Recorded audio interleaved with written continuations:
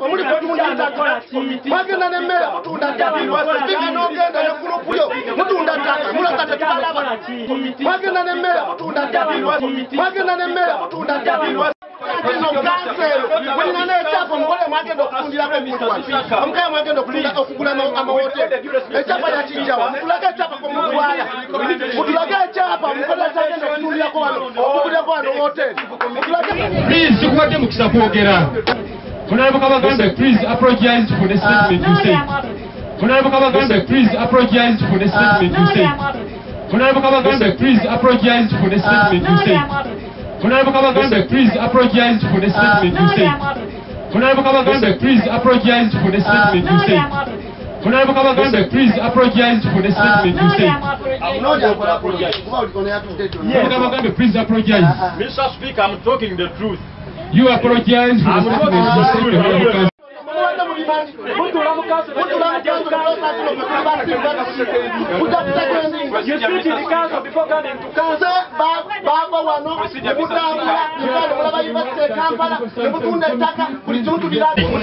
Era nga njogera amazima komiti eno yagenda e Kampala kaso ya facilitating a good committee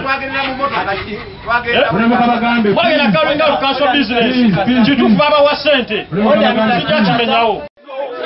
We are here to represent our people. We are not here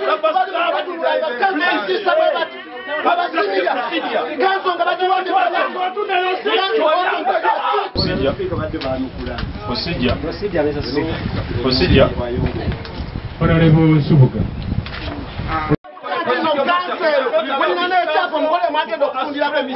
Amukaya magenda okugula amahoteli echapa ya chinjawa mutulaga chapa ko muntu wala mutulaga chapa mukole agenda okufundira ko wano okugula ko wano hoteli mutulaga chapa muri kutunda ndaka magenda ne meya mutunda ndaka spika nogenda ne kulopuyo mutunda ndaka mulakata tubalaba nja tutagala kwela ya kutunda mataka tetwaja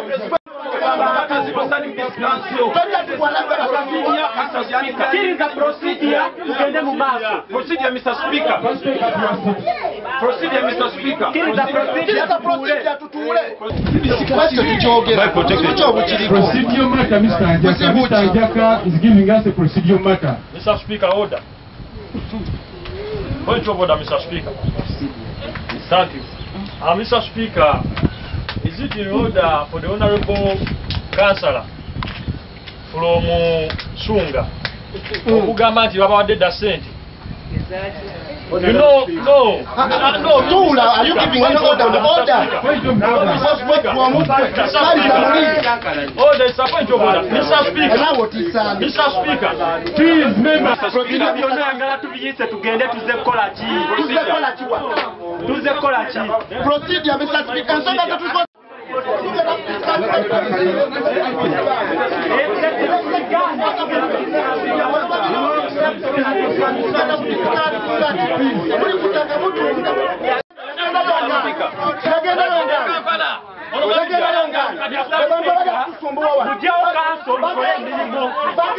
Leta tuiza kuja wano tukude kuja kutikira wano procedure ganti tugenda kuteza Speaker ensonga zatukiteza ensonga gyetulina ogimanyi procedure Mr. Speaker procedure Mr. Speaker I am raising on the procedure matter. Procedure Mr. Speaker. I am raising the procedure matter. I am raising on the procedure matter, Mr. Speaker. I am raising on the procedure matter. Procedure, Mr. Speaker.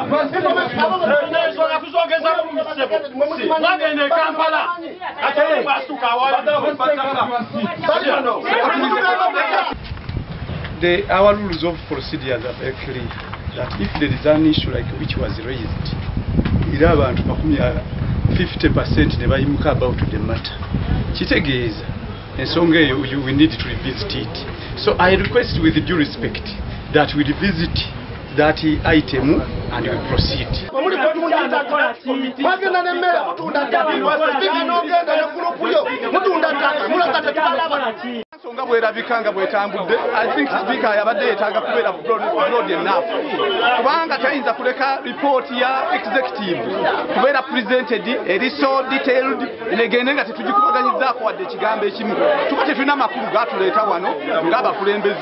So enadjustment gye tukoze katusuubira agenda kutegeera kiki kyateekeddwa okukola ate ng'era council bwetambula if the number 50% nga bwe tusituse ne tugamba kikyamu era kikyamu.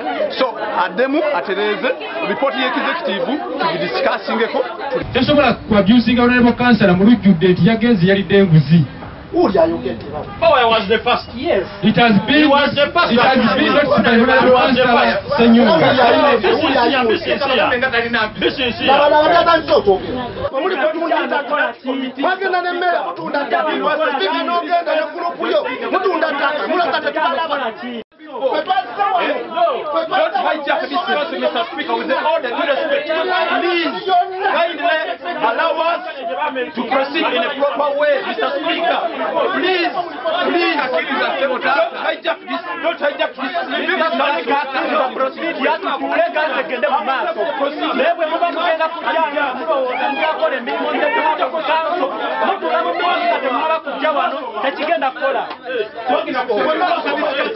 By the time I adjourned this council, we had already approved the executive committee. Yes. We had already turned them into council resolutions. It was already seconded. Next item.